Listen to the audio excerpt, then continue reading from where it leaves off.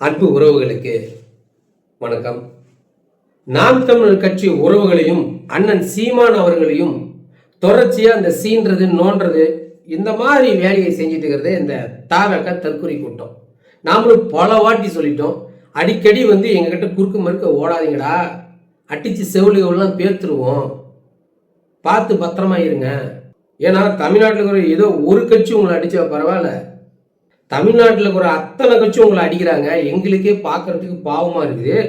எங்ககிட்ட அடி வாங்காதீங்கன்னு சொன்னா இவனுங்க ரொம்ப பெரிய பருப்பு மாரி பெரிய புடுங்கி மாதிரி மீண்டும் மீண்டும் நம்ம அண்ணன் சீமான் அவர்கள் நோன்றது. அப்படிதான் ஒரு தாவக தற்குறி அண்ணன் சீமான் அவர்களை தேவையில்லாத வார்த்தையெல்லாம் பயன்படுத்தி பேசியிருக்கான். ஆனா இன்னொரு பைத்தியம் இருக்கிறான், 14 வருஷமா கட்சி நடத்திட்டு இருக்கிறான். சீமான் பேரு. காசுக்காக ஈனத்தனமான வேலைகளை செய்யக்கூடிய நாம் தமிழர் கட்சிக்கு ஒன்னே ஒன்னு தெரிவிச்சுக்கிறேன், எங்களுடைய கைகளையும் வாய்களையும் எங்கள் அண்ணன் பூட்டி வச்சிருக்காரு. ஒரே ஒரு கண்ணாசைவு கொடுத்தா காணாம போயிருந்த நாம் தமிழர் கட்சி தமிழக வெற்றி கழகம் அதை முன்னெடுக்க பாத்துக்க. அவன் பேசும்போதே நம்மளுக்கு அவ்வளவு ஆத்திரம் வருது. சரி, அவன் அம்மாவும் அப்பாவும் அவன் ஏதோ சினிமா பார்க்குற கேப்ல இவனை பெத்து போட்டாங்க போல. அதுவும் நல்லா பஞ்சு டைலாகவே பேசுது மேடை ஏறி. அந்த துறை அப்படி என்ன பேசியிருக்கிறாருன்னா, 15 வருஷமா தனியாகவே ஒரு பைத்தியம் கத்திட்டு இருக்குது, அந்த பைத்தியத்தோட பேர் சீமான்றான். டேய், உண்மையாலுமே எங்கள் அண்ணன் பைத்தியகாரத்தனமாக தானே இந்த மண் மீதும் மக்கள் மீதும் பேரன்பு கொண்டிருக்கிறாரு. என் இனத்தின் மீது அவ்வளோ ஒரு பைத்தியகாரத்தனமான பாசம். அதனால தான் நீங்களாம் பேசுகிறப்ப சரி விளையாட்டு பிள்ளை விவரம் இல்லாமல் எதுவும் பேசுது அப்படின்னு நாங்களும் விட்டுட்டு வேடிக்கை பார்க்குறோம், புரியுதா? அப்புறம் இன்னொன்று சொன்ன என்ன சொன்ன, விஜய் தாவக தொண்டர்களை கையை பூட்டி வச்சிருக்கிறாராம். இல்லைன்னா அப்படியே அறுத்து தள்ளிடுவீங்க. அவர் அப்படியே அவுழ்த்து விட்டா நாம் தமிழர் கட்சியை இல்லாமல் ஆக்கிடுவாங்க. சேர்றா, உங்கள் கையை பூட்டி வச்சிருக்கிறாருல உங்கள் தளபதி விஜய், அந்த சாவி விஜய்கிட்ட இருக்குதா திரிசாட்டு இருக்குதான்னு கேட்டு சொல்லு, நானே வாங்கிட்டு அவுழ்த்து விடுறேன், மோதி பார்த்துக்கலாம், வா ஒத்தி கொத்த மோதிக்கலாம். இத்தனை வருஷமா அந்த ஆள் என்ன புடுங்கணும், என் மொழிக்காக என்ன புடுங்கணும், என் இனத்துக்காக என்ன புடுங்கணும். சரிப்பா, இவ்வளோ வேண்டாம், கட்சி தொடங்கணும்ல, தொடங்குனதுலேருந்து இன்று வரை நீ என்ன அப்படி புடிங்கிட்டீங்கன்னு சொல்லுங்க. இப்போ கூட பக்கத்தில் இருக்கிற மாநிலம் கேரளா, நம்மளோட தமிழ்நாட்டு எல்லை பகுதியில் இங்கே போர்டு கொண்டாந்து வச்சிருக்கிறாங்க. இதை பற்றி ஒரு வார்த்தை வாயை திறந்து உங்களால் தளபதி பேசியிருப்பாரா? 12ஆம் வகுப்பு படிக்கிற மாணவியை ஏன்னா பாலியல் வன்கொடுமை பண்ணி துண்டு துண்டாக வெட்டி போட்டுக்கிறானுங்க. உங்கால் சொல்லுவார் தளபதி விஜய், இந்த தமிழ்நாட்டில் இருக்கிற ஒவ்வொரு வீட்லையும் ஒரு விஜய் இருக்கிறாங்க, அவங்க ஒரு விஜய் கண்டம் துண்டமா வெட்டி போட்டுருக்கிறானுங்க பாலியல் வன்கொடுமை பண்ணி. அங்கே போகாமல் எங்கே புடுங்க போனாருங்க விஜய்? எங்கடா போனாரு? தமிழ்நாட்டில் இந்த 5 வருஷமா வேண்டாம். இப்போ நீ கட்சி தொடங்குனது எத்தனை போராட்டம், அந்த போராடுற மக்களோட களத்தில் போய் நின்று பாடுறோம் உங்க விஜய். எந்த ஒரு முன்னெடுப்புமே இல்லை, மக்களுக்காக களத்தில் போய் நிற்கிறதே இல்லை. ஆனால் திரிசா கூட மட்டும் போகிறதுக்கு இவருக்கு டைம் இருக்குது, அங்கெல்லாம் கூட்டம் வராது.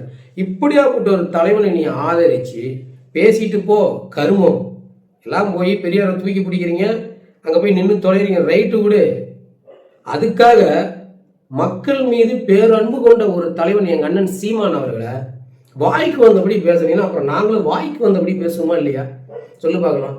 தமிழ்நாட்டில் இருக்கிற ஒவ்வொரு குடும்பத்திலையும் ஒவ்வொரு வீட்லையும் ஒரு விஜய் இருக்கிறாங்க, ஒரு விஜய் இருக்கிறாங்கன்றதுல உங்க தளபதி சொந்த வீட்டில் இருக்கிற விஜய வீட்டை விட்டு துரத்திருக்கிறாரு. அதாவது அவங்களோட குழந்தைய வீட்டை விட்டு வெளியே போச்சிருக்கிறாரு, தன் மனைவி வீட்டுக்கு வரக்கூடாதுன்னு வெளியே தள்ளியிருக்கிறாரு, இன்னொரு நடிகை கூட்டு வீட்டில் வச்சிருக்கிறாரு. இதுதான் ஒரு தலைவனுக்கு அழகா? சொந்த குடும்பத்துக்குள்ளேயே அவ்வளோ பிரச்சனை, சொந்த குடும்பத்தை பார்த்துக்க முடியல, பெத்த பிள்ளைங்களை பார்த்துக்க முடியல. நீ இந்த தமிழ்நாட்டை காப்பாற்ற போற. என்னைக்காவது விஜய் பேசுற மேடையில மதுவை நான் ஒழிக்கிறேன், என்னோட ரசிகர்கள் குடிக்க கூடாதுன்னு சொல்றதுக்கு துணிவு இருக்குதா? எப்படி அவர் சொல்லுவாப்ல? ஃப்ளைட்ல போற அந்த 1/2 மணி நேரம் 1 மணி நேரம் டிராவல்லையே போதையில தான் நான் இருப்பேன்னு பேக்ல சரக்கு பாட்டிலோட போறாருன்னா நீ எப்படி இந்த உன்னோட ரசிகர்களை திருத்த போற? இவ்வளவு தவறுகளை நீ வச்சுக்கிட்டு மக்களுக்காக போறாரு எங்க அண்ணன் சீமான நீ பைத்தியன்ற நாம் தமிழ் கட்சி நான் அழிச்சிருவன்ற. ஏன்டா கோமாக்கு பிறந்த கோமாளி, உன்னை உண்மையாலுமே உங்க அப்பா அம்மா நல்ல நினைப்போட தான் பெற்றுருக்குறாங்களா, இல்லை ஏதாவது படத்தை எடுத்துக்கு போறப்ப பெத்து போட்டாங்களா? சொல்லு பார்க்கலாம். ஒரு புரிதலே உனக்கு இல்லையா? ஏதோ தரங்கெட்டு போய் ஒரு தலைவன் இருக்கிறான், உங்க தளபதி. அவனுக்கு முட்டு கொடுக்குறேன்னா முட்டு கொடுக்குறதோட நில்லுங்கப்பா. ஏன்ப்பா இப்படி வந்து எங்க அண்ணன் சீமான சிங்கிப்பி ஏன் வாயால நீ வந்து அசிங்கப்படணும்? உன் தலைவனா அவ்வளோ பெரிய புடிங்க என்ன அறுத்து தள்ளி இருக்கிறாரு. திரிசாவோட ஊரை சுத்துறது தவிர இந்த ஆள் தமிழ்நாட்டில் பாதிக்கப்பட்ட மக்களோட போய் நின்றுகிறாரு அப்படின்னு சொல்லு. கேட்ட ஒரு கம்பு சுத்துவாருங்க. எங்க தளபதி வெளியில வந்தாருன்னா கூட்ட நெரிசல் ஆகும். ஆனா திரிசாவோட ஊரை சுத்துறதுக்கெல்லாம் உங்களுக்கு கூட்ட நெரிசல் வராது. டேய், எங்களை பேசி எங்க வாயில வந்து விழாதீங்க. நாங்க உங்களோட இன்னும் இறங்கி அட்டிப்போம், புரியுதா? அதுலயும் குறிப்பா மக்களுக்காக களத்தில் நிற்கிற எங்க அண்ணன் சீமான திட்டாதீங்க. அது உங்களுக்கே வந்து ரிப்பீட் ஆயிரும், புரியுதா? இப்படிதான் வந்து எங்க அண்ணன் சீமான தேவையில்லாம இந்த விஜயலட்சுமியை வச்சு அப்படிலாம் பேசுனீங்க. இன்னைக்கு உங்க தளபதி திரிசா கூட சுத்துறாருன்னு ஊரே நாருது. குடிகாரன்னு பட்டம் வாங்கிருக்காப்ல. எல்லாம் குடிக்கிறதா போய் தொலை, அதை பப்ளிக்க மாட்டுவியா? இந்தாண்ட ஒருத்தன் திமுக இருக்கிறான புண்ணியவானுங்க, ராஜீவ் காந்திக்கு பாவன் உத்தம புத்தனை புண்ணியவன், அவன் எங்க அண்ணன் சீமான இந்த விஜயலட்சுமி வச்சு எப்படிலாம் பேசினா. இன்னைக்கு அந்த நாய் ராஜீவ் காந்தி 35 பெண்கள் கிட்ட பாலியல் தொல்லை கொடுத்துருக்கான். இதாண்டா ஒரு நல்லவனை ஏதாவது சீண்டனா உடனுக்குடனே கர்மா பார்த்துக்கோங்க. இவெல்லாம் ஓக்கியம். இதான் பெண் உரிமை பேசுற திமுக, பெண் உரிமை பேசுற டிவிக்க. இவங்க 2 பேருக்கு எதில் போட்டின்னு பாருங்க. எப்படி பாரு நிலைமை இருக்குது.